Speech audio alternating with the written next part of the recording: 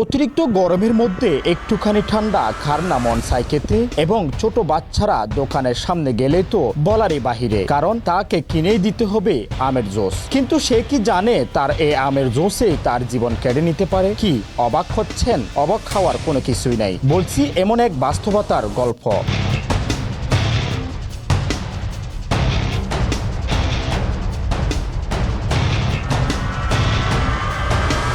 চট্টগ্রাম মহানগরীর বাকলিয়া থানাধীন কল্পলোক আবাসিক এলাকায় খালপাট সংলগ্ন ৫ নং রোডে গড়ে উঠেছে মেয়াদ উত্তীর্ণ খাবারের অবাধ বেচাকেনা। শিশুদের প্রিয় আমের জুস, ফ্রুটিকা, কেক সহ বিভিন্ন খাবার মেয়াদ শেষ হওয়ার পরও বিক্রি করা হচ্ছে বলে অভিযোগ উঠেছে। স্থানীয় সূত্রে জানা যায়, ফরিদ নামের এক ব্যক্তি বিভিন্ন দোকান থেকে ডেট ফিল ও মেয়াদ উত্তীর্ণ খাদ্যপণ্য সংগ্রহ করে এনে তারা সেইগুলো রিপেয়ারিং করে তিনি পাইকারি দামে বিক্রি করেন। এতে করে বিশেষ করে ছোট শিশুদের স্বাস্থ্য ঝুঁকি ভয়াবহ আকার ধারণ করছে। সরেজমিনে গিয়ে দেখা যায়, দোকানে রাখা বেশিরভাগ পণ্যের গায়ে মেয়াদ উত্তীর্ণ তারিখ মুছে ফেলা বা আংশিক আড়াল করা হয়েছে।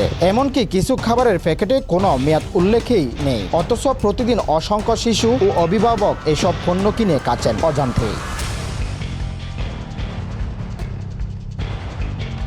স্বাস্থ্য বিশেষজ্ঞরা বলছেন, মেয়াদ উত্তীর্ণ খাদ্যপণ্য খেলে ডায়রিয়া, খাদ্য বিষক্রিয়া থেকে শুরু করে গুরুতর অসুস্থতা, এমনকি মৃত্যু ঝুঁকিও তৈরি হতে পারে। তাই এ ধরনের অবৈধ কর্মকাণ্ড বন্ধের দ্রুত প্রশাসনিক কার্যকর ব্যবস্থা নেওয়া জরুরি বলেও মনে করেন। স্থানীয়রা প্রশাসনের দৃষ্টি আকর্ষণ করে বলেন, আমাদের বাচ্চাদের ভবিষ্যৎ নিয়ে খেলছে কিছু অসাধু ব্যবসায়ী। আমরা চাই প্রশাসন দ্রুত ব্যবস্থা নিক।